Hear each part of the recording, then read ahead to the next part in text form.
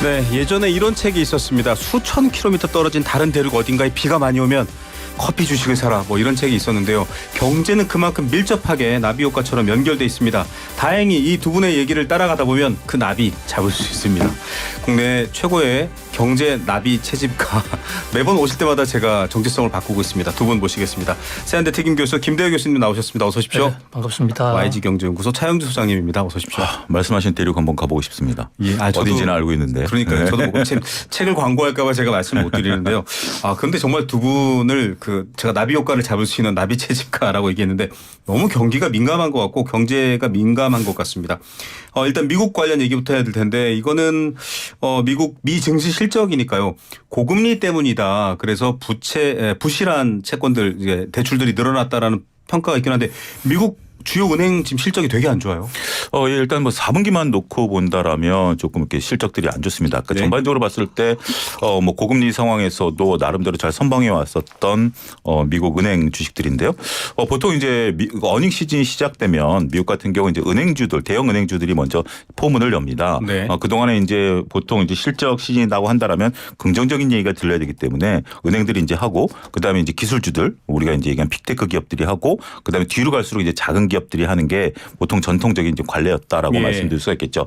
그런데 이번에 미국식 기업 은행들의 실적을 보면 조금 이제 뭐 디테일하게 들어가면 좀 다릅니다. 네. 손실을 조금 뭐 이렇게 구조조정 과정에서 떨어버린 네. 경우도 있고 그다음에 이제 뭐 이익이 조금 감소한 경우도 있어요. 근데 우리가 이제 4분기 이익의 특성을 좀 여러분들이 이해를 하셔야 됩니다. 네네. 보통 4분기 같은 경우 이제 연말이기 때문에 네. 그러니까 일회성 비용들이 많이 부과가 되는 경우가 많습니다. 그러니까 연말 보너스를 준다라든지 아니면 그 해에 어떤 떨어버려야 될 것들을 연말에 좀 떨어버린다라든지 보통 4분기 실적은 4분기만 보는 경우가 그렇게 크진 않아요. 왜냐하면 4분기 실적이 나오면 이제 온기 실적으로 그러니까 2023년 네. 전반적인 실적으로 가는 거기 때문에 좀 묻어가는 경향들이 있거든요. 네. 그래서 4분기 실적이 좀 안 좋다라는 것 측면에서 이게 구조적인 거냐 아니면 네. 일회성 비용. 이제 우리나라도 이제 4분기 실적 나올 때 보면 뭐 대부분 이제 보너스 비용이라든지 네. 성과급이라든지 아니면 뭐 여러 가지 조금 안 좋은 그렇죠. 것들을 한꺼번에 떠는 것들이 있기 때문에 이게 그냥 무조건 숫자만 안 좋다 이것들이 아니라 그 이유가 무엇이냐라고 네. 봤을 때는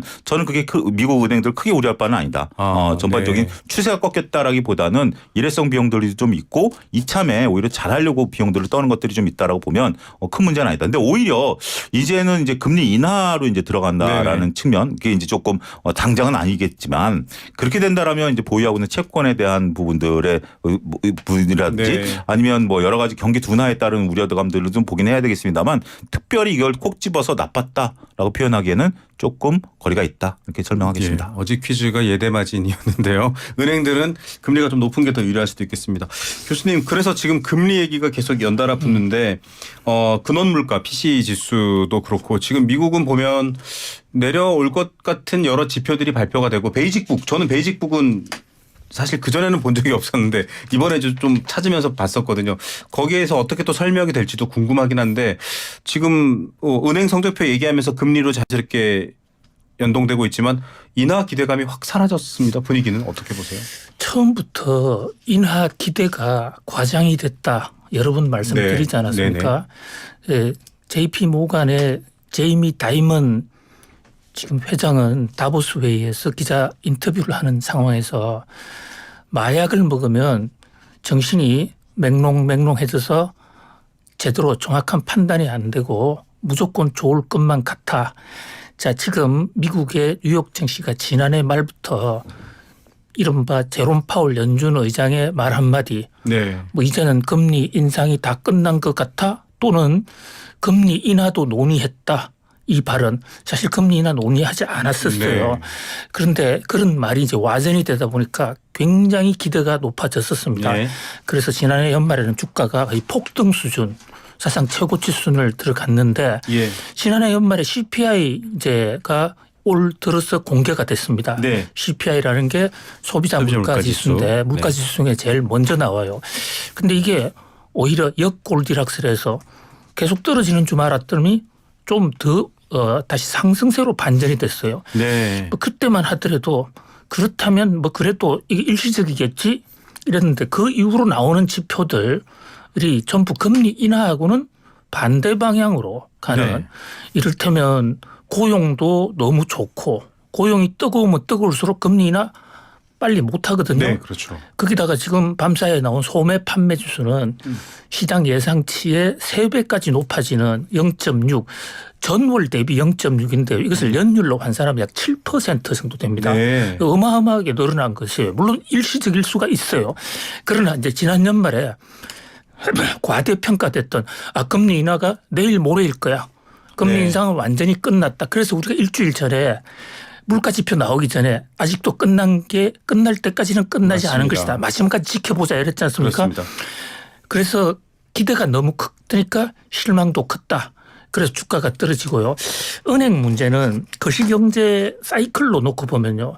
금리가 올라갈 때 초기 단계에는 은행은 굉장히 이롭습니다. 네. 예대 마진이 커지니까 예. 돈을 많이 벌고 그래서 뭐 무조건 돈을 벌 수 있는 그런 땅 짚고 헤엄치는 장사인데요. 그러나 요게 한 1년 반 정도 지나면 네. 과거의 사례를 보면 그때부터 은행들이 좀 흔들리기 시작해요. 네. 왜냐하면 여전히 예대 마진은 높은데 고금리 상황에서 무너지는 은행 기업들이나 대출을 제때 갚지 못하는 기업들이 네. 속출하면 은행들의 손실이 커지거든요. 그래서 이번에 4분기에 나타난 은행 실적을 놓고 보면 지난해 4분기 같은 4분기지만 네. 지난해 4분기하고 비교해 볼 때도 대손 우려가 실적에 많이 반영됐다. 네. 대손 충당금도 많이 쌓였지만 네네. 실제로 돈을 갚지 못하니까 은행의 손실이 늘어난 것입니다. 자, 2007년도에 리만 브라더스 사태가 터졌을 때 그 한 해 전에 1년 8개월 전에 1년 6개월 전에 정확하게 18개월 전이죠. 금리 인상을 스톱했는데 금융기관 도산이 1년 반 만에 온 거거든요. 그래서 이번에 뉴욕 증시에서 금융기관의 수익이 갑자기 뚝 떨어졌다는 것이 어떤 리만 브라더스 사태의 전조가 아닌가 하는 이런 불안감까지 증폭을 시켰어요. 네. 물론 아직까지 그 정도는 아닙니다. 그렇지만 어쨌든 지금 경제 상황이 선거를 치르고 있는 바이든 대통령 입장에서는 연착륙을 한다. 이제 뭐 다 좋아졌다라고 하지만 그동안에 역대 이렇게 가파르게 금리 인상을 해서 어떤 사단이 없이 잘 넘어간 사례가 그렇게 많지는 않아요. 예. 그래서 중장기적으로는 뭐 잘 될 겁니다. 그러나 그 가는 과정에서 지금과 같은 파란 어떤 그 울퉁불퉁한 길은 예. 여러 번 나올 것이다 이렇게 봅니다. 이게 지금 저 주요 경제인들이 다 다보스에 모여 있기 때문에 어떤 발언들이 나올지 궁금한데요.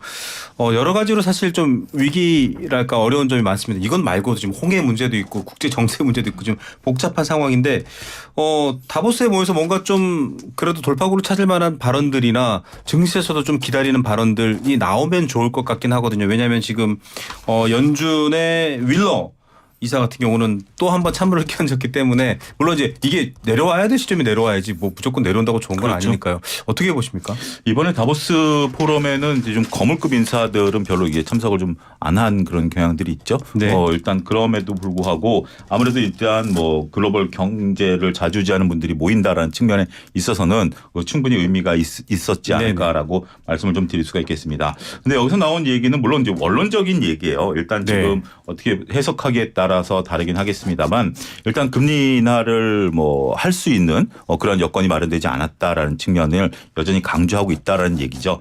지금은 우리가 이제 그 앞서 교수님 말씀하신 것처럼 금리 인하에 대한 기대감들이 너무 커져 있기 때문에 일단은 금리 인하에 대한 언급을 안 하는 것조차가 매파적 발언으로 지금 해석이 될 수도 있다라는 거죠. 금리를 여기서 이제 올린다라는 얘기는 아니죠. 매파적 발언이라고 해서 금리를 올린다라는 게 아니라 금리를 이제 내릴 수 있는 그런 근거를 찾아내는 부분들이 현재로서는 확연히 드러나지 않았다라는 측면으로 우리는 해석을 해야 될 것 같아요. 그럼 이것을 좀 더 넓게 생각을 해보면 우리가 2022년에 그때도 이제 교수님하고 제가 이제 많이 다뤘던 것들이 그때는 각종 경제 지표에 대한 해석을 굉장히 깊게 들어가서 수밖에 없었습니다. 이거에 따라서 금리가 언제까지 올라가느냐라는 부분들을 볼 수 있었던 것들이죠. 예. 하지만 2023년 같은 경우는 이런 지표에 대한 중요성이 상대적으로 그렇게 높지는 않았었어요. 예. 금리가 어느 정도 이제 다 도달했다라는 측면이죠.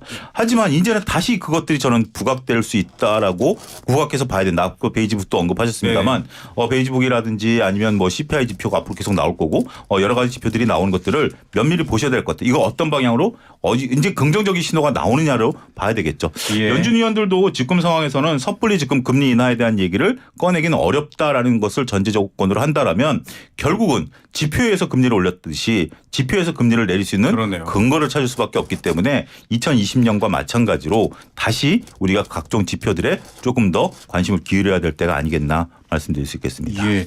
연준 위원들이 연달아 뭐 연설이 예정돼 있는데 원래 이제 정기적으로 계획되어 있는 여러 연설도 있겠지만 여기서 나오는 발언들 하나하나 뜯어보면은 어떻게 정확하게 인식하고 결정할 건지는 알아낼 수 있겠네요, 교수님. 그렇습니다. 이것을 사실 그 구두 개입이라고 경제학에서는 그렇게 표현을 해요. 실제적인 정책을 결정하는 것은 45일 만에 한 번 있는 게 미국 연준 FOMC 시스템인데 그 중간에도 시장에 좀 바른 방향으로 유도하기 위해서 구두 개입을 합니다.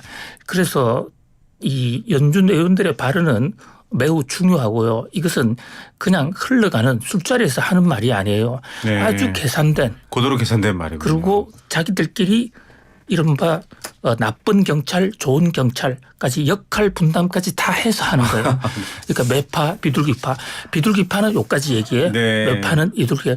그런데 지금의 논조 보면 특히 윌러 이사, 윌러 이사님 말씀하셨는데 이분이 매중에서도 상당히 강력한 대왕 매파였어요. 예.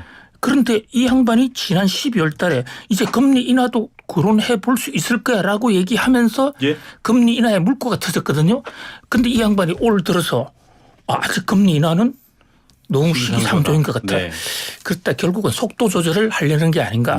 너무 빨리 갔을 경우에 이를테면 그 밀턴 프리드만이라는 경제학자가 얘기한 얘기 중에 샤워실의 바보라는 얘기가 있습니다. 금리가 조금 내릴 것 같으니 그러니까 샤워실에 들어갔는데 물이 너무 차가워요. 조금 기다려야 되는데 뜨거운 물로 확 돌려버립니다. 그랬다가 뜨거운 물에 대는. 그래서 경제지표가 조금 바뀌었다고 해가지고 거기에 따라서 금리 인하가 올 것이다 해서 그 경제정책을 바꿔버리면 뜨거운 물이 나와가지고 같이 다 망할 수도 있다. 그래서 좀 천천히 큰 호흡으로 가자라는 이런 밀턴 프리드만의 경고거든요. 그래서 지금 연준 위원들의 그 발언은 지난해 12월 달에 벌어진 윌러 이사와 제롬 파월의 실수인지 의도인지 그건 아직도 알 수가 없습니다만 상당히 비둘기파적인 발언. 그로 인한 시장의 과열을 조금 좀 속도 조절을 하자. 라는 데 무게중심이 맞춰져 있는 것으로 보입니다. 예, 내리막길을 가리켰는데요. 그래서 사람들이 우르르 쏠려가니까 갑자기 브레이크를 꽉 잡고 있는 그런 상황으로 비할 수 있을 것 같습니다. 자, 미국 상황뿐만 아니라 지금 대만은 이제 민진당이 총통으로 선출됐습니다.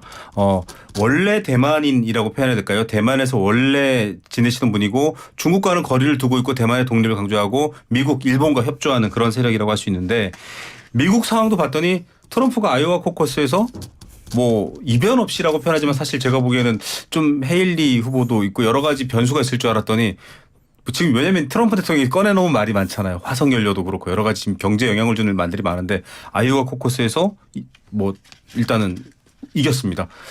이 상황들을 놓고 보면 어느 시점을 좀 비유해서 우리가 다시 이 정치 권력이나 전 세계의 어떤 선거 결과에 따른 변화가 시작될지를 좀 가늠해야 될 것 같거든요. 2017년으로 돌아가나요? 15년으로 돌아가나요? 이런 부분들도 좀 생각해야 될 것 같은데 먼저 말씀. 지금 다보스 회의에 참석한 인사들이요. 회의를 제대로 진행을 못하고 있다고 그래요. 왜냐하면 트럼프가 아이오와에서 51%를 얻으니까 또 트럼프 온다? 그렇다면 이것은 논리고 원리고 시스템이고 필요 없이 그냥 강경 보수. 탈탄소도 말할 필요가 없다 뭐 이렇게. 그러니까 기후 협약도 탈퇴할 것이고 전기차 보조금은 없고 그리고 2017년과 비교를 하는데 저는 그것보다 훨씬 더 강도가 높을 거라고 봅니다. 왜냐하면 2017년에 처음 왔을 때는 본인이 워싱턴의 정치 초심자였고 지지 기반도 적었기 때문에 굉장히 조심해서 한 스텝 한 스텝 밟아 나간 거예요. 그런데 이제 지난 4년을 끝내고 또 방랑 4년을 하면서 한이 많이 맺혀 있거든요. 네. 그래서 저는 들어오자마자 바이든이 했던 정책 완전히 뒤집는 특히 그리고 이제 Make America Great Again 이것이 바이든 대통령의 네네. 그 캐치플로우지 않습니까? 그 미국을 위대하게인데 저는 앞으로 정책은 미국만 위대하게 네. 정책도 나올 수 있다. 굉장히 강경 정책이 나올 수가 있을 겁니다. 준비된 강경 정책. 그러다 보니까 글로벌 어떤 물류망 흔들이나 미중 무역 갈등 네. 이것은 상당히 심해질 가능성이 있다. 글로벌라이제이션에서 다시 자국 우선주의 네. 일단 각자 도생의 시대로 갈 가능성이 높다 이렇게 봅니다. 뭐 보호무역, 무역장벽 얘기 많이 나왔었는데요. 이 말들만 가지고도 지금 시장도 출렁출렁 거리거든요. 진짜 트럼프가 되면은 사실 투자자 입장에서는 고려하지 않을 수가 없잖아요. 그러니까 이제 그 교수님 말씀하신 것처럼 트럼프 대통령이 지금 이제 그 언론에 이제 아직 확실한 공약은 아니지만 하고 있는 얘기들을 정리를 해보면 정말 우리나라 입장에서는 섬찟합니다. 예, 말씀하신 것처럼 지금 이제 화석 연료를 다시 개발하면서 에너지 주권을 확보하겠다라는 것들, 그리고 전기차는 중국만 도와주는 거기 때문에 전기차 보조금 제도는 폐지해야 되겠다라는 것들, 그 다음에 이제 뭐 그 중요한 우리 국가 안보와 관련된 것들에 대해서는 중국인들의 그 보유를 금지하겠다라는 네. 정말 자국 우선주의 그리고 자국만 생각하는 그러한 정책들을 대거 지금 내세우고 있는 상태예요. 네. 더군다나 이제 대만 문제와 관련해 가지고 네네. 뭐 이제 그 바이든 현 대통령은 대만의 독립을 지지하지 않는다라고 얘기는 했습니다만 네. 트럼프 대통령은 대놓고 만약에 군사적인 그 도발이 있었을 경우에 여기에 개입하는 것은 바보짓이다. 네. 라고 지금 얘기를 하고 있는 거죠. 지금 이제 그 민진당 말씀하셨습니다만 이제 총통이 취임하는 게 5월 20일입니다. 네. 뭐 당장 취임하는 건 아니고요. 물론 그렇다고 하더라도 지금 이제 민진당이 3연임이기 때문에 맞습니다. 이것을 이제 계승하는 단계이지만 일단 지금 중국이 반응이 별로 없어요. 이런 네. 상태를 놓고 본다라면 5월 20일 날 이제 취임을 하고 그런 상태에서 이제 그러면 이제 트럼프 대통령도 윤곽이 드러나겠죠. 트럼프 대통령의 아킬레스건이라고 지금 볼 수 있는 것은 그 법원 판결이 네. 지금 남아 있는 거 아니겠습니까? 네, 여러 가지 사법 리스크들이 있죠. 근데 그것도 이제 올 봄이면 이제 어떤 결정이 날 거고 네. 그렇게 그 만약에 지금 사법 리스크로 인해서 트럼프 대통령이 출마를 못하게 된다라면 지금 뭐 들리는 말은 뭐 폭동이 일어날 가능성도 있다 뭐 네. 이런 얘기들이 들리는 상태이기 때문에 아무래도 분수령은 우리나라 총선이 끝나고 난 5, 6월이 되지 않을까. 이게 어떤 봄이 올지 사실은 네. 저도 두 분 얘기를 들으면서 많이 공부를 하고 배우고 있지만 정말 모를 것 같습니다. 왜냐하면은 대만과 중국 사이의 긴장이 한국 GDP에도 뭐 굉장히 큰 영향을 미칠 거라라고 하는데 교수님께서도 여러 차례 여러 경로를 말씀해 주셨지만은 이게 지금 이 지역의 문제도 문제지만은 그래서 우리나라가 어떻게 될지에 대한 걱정이 큰 분들이 많거든요. 어떤 방식으로 좀 바라보고 대비하고 있어야 될지도 궁금합니다. 예, 어떤 변화가 오더라도 시계는 계속 돌아갈 것이고 인류 역사는 계속 꾸준히 유지될 겁니다. 그래서 너무 크게 쇼크를 어떤 두려워할 필요도 없습니다. 다만 큰 틀에서 이제 환경의 변화가 미국 유권자들을 놓고 볼 때 지금 미국 유권자들의 엄청난 실망감, 자기들은 세계 평화를 위해서 앞장서 노력했다고 생각하는데 실업자 는 늘고 우리는 잘 못 살게 됐다. 그런데 그 자리를 중국이 차지하고 또 아시아가 차지하고 그러니까 기존의 방식으로는 안 된다. 우리도 좀 아생연후에 세계 평화를 유지해보자는 이런 움직임.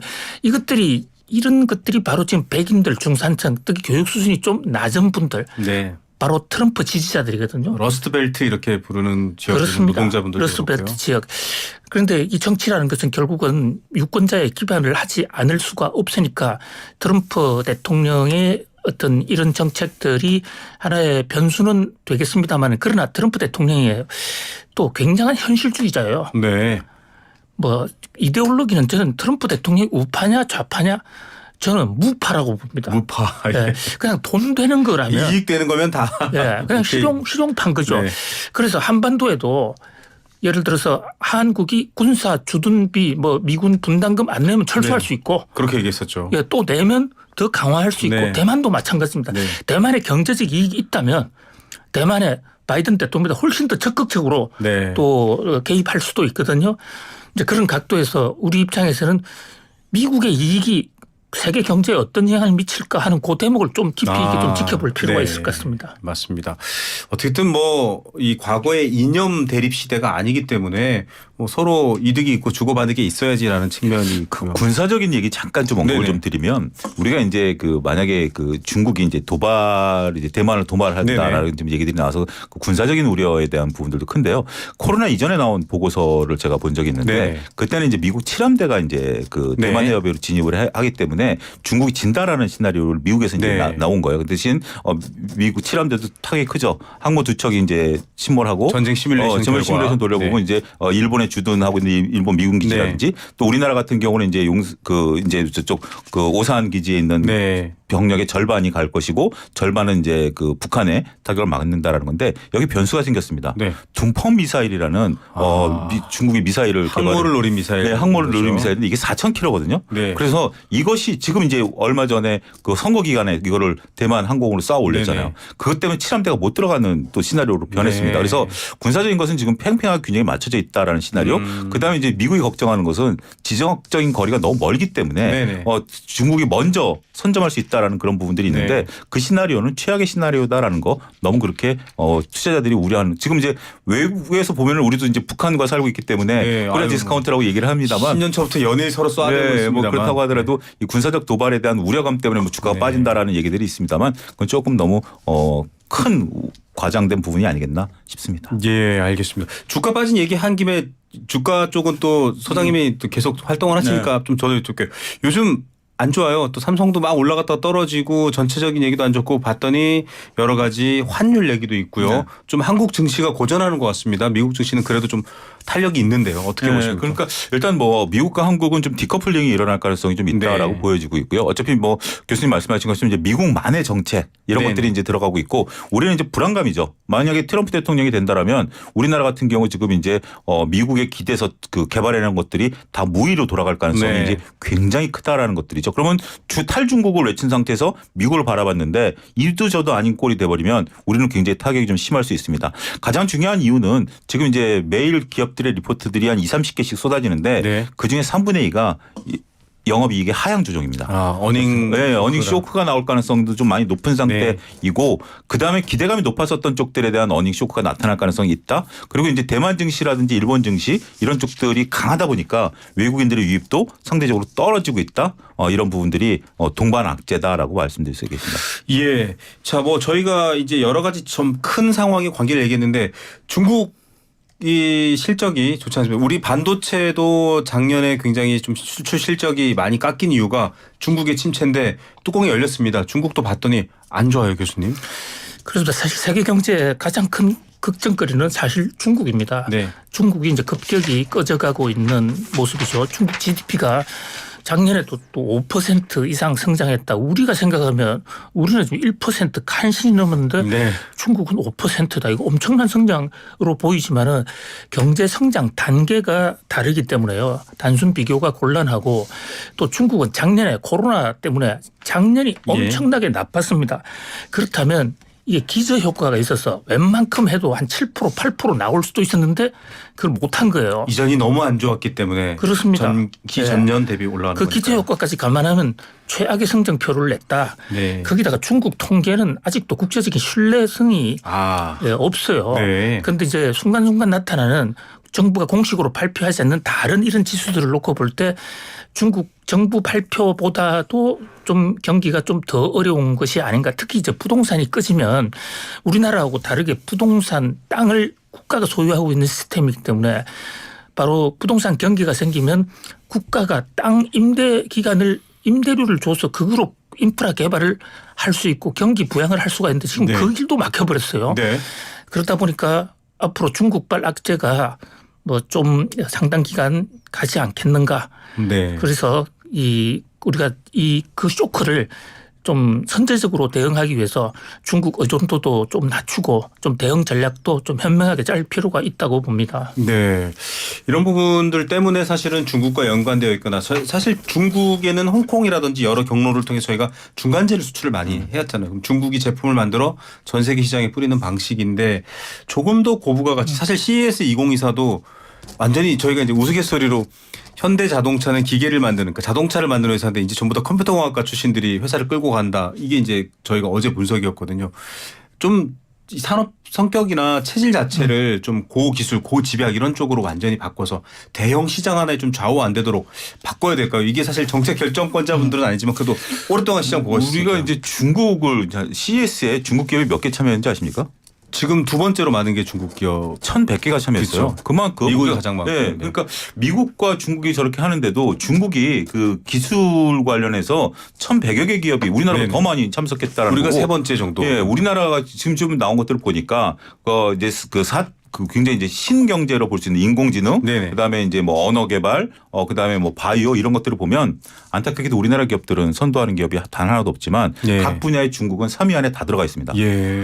이런 부분들을 보게 된다라면 이 중국의 어떤 그 첨단 쪽에 대한 그 상승 속도 이거는 뭐 어마무시하게 지금 중국도 그냥 세계 공장 역할만 하는 게 그치지 그렇죠. 않는 거네요. 이제는 뭐 중국이 이제 세계 공장 역할을 했던 거는 이제 미국 기업들도 그러니까 네. 리쇼링 정책을 펼칠 수 있었던 네. 가장 근본적인 이유 중에 하나가 중국의 인건비가 올라가고 물류비가 올라가다 보니까 네. 중국에 공장 돌리는 것보다 미국에서 공장 돌리는 게 지금 더 이득이 맞습니다. 돼버린 거죠. 더군다나 이제 정부가 이제 세제 혜택도 주는 것들이고 그렇죠. 그렇기 때문에 중국이 더 이상 이제 근데 또 중국이 무서운 건 자국 내에서 소비를 또 할 수 있다라는 거. 인구가 워낙 지금 이제 전기차 같은 경우 전 세계에서 가장 많이 소비를 하고 있는 것이 중국이기 때문에 네. 그 자국 산업이 키워서 결국 네. 해외로 수출하는 거 아니겠습니까? 이런 잠재력을 우리가 그렇기 때문에 이렇게 개발이 시작된 것들이 분석 자료를 보니까 2001년에 네. WTO 가입한 이후에 네네. 이제 세계 관세가 없어지면서 중국이 이제 세계 공장 역할을 하다가 이제 자체적으로 커버린 거죠. 예. 이제 돌이킬 수 없는 사태가 된 것 같습니다. 어쨌든 우리도 그 파고를 넘어야 됩니다. 이 거대 언어 모델의 언어가 사실 지금 4개라고 하더라고요. 네. 영어, 중국어, 한국어, 이스라엘어. 그래서 우리도 주축이긴 한데 그런 부분들을 좀 잘 넘어야 될 것 같고요. AI 관련해서 또 교수님 하실 말씀 있으시면. 예, 지금 뭐 밤사이에 AI 그 핸드폰, 스마트폰도 내놨다. 네. 이래서 삼성 갤럭시 은폐 행사도 세계적인 주목을 끌었는데 문자 그대로 AI는 단순하게 한 산업이나 한 기업의 문제가 아니고 그렇죠. 세상의 경제의 판도를 바꾸는 네. 그야말로 게임 체인저입니다. 우리가 처음에 예를 들면 이 산업혁명 초기에 전기기관이 나왔던 네. 것처럼 또는 인터넷이 나왔을 때처럼 네. 모든 산업에 연결이 되는데 다만 문제는 AI 말만 AI고 짝퉁 AI도 많이 있어요. 말은 AI인데 들어가 보니까 이게 뭐지? 예, 그리고 그래서 산업 흐름상에서 또 미국 빅테크 기업들도 조차도 AI에 투자를 했는데 과연 돈을 뽑을 수 있느냐? 돈 되는 투자냐? 그렇죠. 이게 지금 뉴욕 증시에서 바라보는 관전 포인트 중에 하나거든요. 네. 그게 안 된다면 빅테크 기업들도 오늘 주가가 많이 떨어질 수 있다 이런데 결국은 AI의 산업화, 비즈니스화에 우리가 좀 앞장을 쓸 수 있다면 우리가 지금 앵커님 걱정하신 대로 중국 변수도 네. 그 극복을 해 나갈 수 있는 좋은 하는 어떤 생산성 혁명을 넘어서서 하나의 산업의 판을 바꾸는 선두주자가 될 수도 있거든요. 네. 그런 면에서 AI의 중요성은 뭐 아무리 강조해도 지나치지 않다. 다만 네. 짝퉁과의 경계 이런 것은 좀 같이 한번 맞습니다. 우리가 조심해 나가야 될 필요가 있다. 이런 네, 봅니다. 인간과 사회 능력을 굉장히 확장한다. 어제 식사하면서 AI를 식탁에서 좀 얘기를 가족들과 하다가 제가 이 챗GPT를 열어서 나는 냉장고인데 인간들이 너무 많이 먹어서 그만 먹었으면 좋겠어라고 이렇게 딱 질문을 넣었어요. 그러니까 그 AI가 답변을 합니다. 음성으로. 재미난 상상이네요. 이러면서 이건 아주 초급 수준이고 지금은 굉장히 전문화된 전문 지식과 연결된 또 원하는 문제를 풀어주는 AI가 많은데 교수님 말씀하신 것처럼 그래서 어떻게 산업적 효과가 되고 인간에게 이득이 되고 경제가 만들어질 건지 그걸 봐야 될 것 같습니다. 끝으로 시간을 좀 짧게 남았는데 중동 지역은 이제 운송 이슈가 있습니다. 컨테이너 운반 지수 뭐 이런 것들도 지금 계속 경제 보시는 분들은 보고 계시는데 홍해도 그렇고 불안해요. 이쪽 길로 이제 못 지나다니는 건가 얘기가 있는데 짧게 정리 한 말씀 부탁드리겠습니다. 예, 지금 중동의 사우디아라비아 위쪽으로 동북쪽으로 호르무즈 해협이 있고 남서쪽으로 홍해가 있습니다. 이 홍해는 잘 아시는 대로 모세가 유대민족을 이끌고 네. 지팡이 꽝 쳐서 바닷길을 그것이군요. 갈라온 데거든요. 그러니까 동서양을 연결하는 사실 두 라인이 유일한 네네. 어떤 물류의 접점이에요. 근데 이게 지금 이스라엘 하마스 전쟁 때문에 서로가 지금 긴장이 네. 전면전으로 비화하느냐 안 하느냐 일촉즉발인 상태거든요. 네.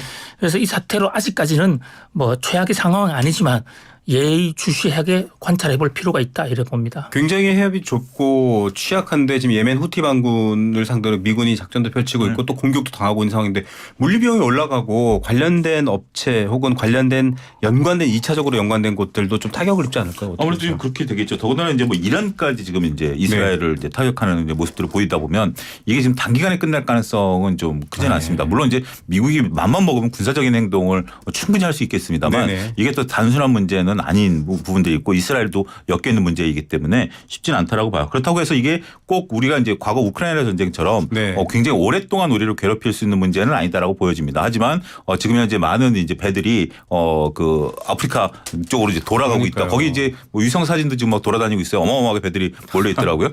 그런 것들하고 이제 물류 비용이 지금 이제 급등을 했고 네. 일부 기업 같은 경우 물류 기업이 높은 기업들 같은 경우는 네. 영업이익에 대한 걱정도 지금 이제 그렇죠. 주식시장에서 하기 시작을 했습니다. 그래서 일단은 상반기에는 일단 뭐 이쪽 물류 쪽에 대한 부분들 수혜를 너무 점치기보다는 피해를 보는 기업들 지금 뭐 수혜를 본다 그래서 뭐 일부 중소형 조선사들이 올라가고 있는데 그런 부분들보다는 오히려 피해를 보는 쪽들을 우리가 잘 선별하는 것도 지혜가 되겠다라고 말씀드릴 수 있겠습니다. 예.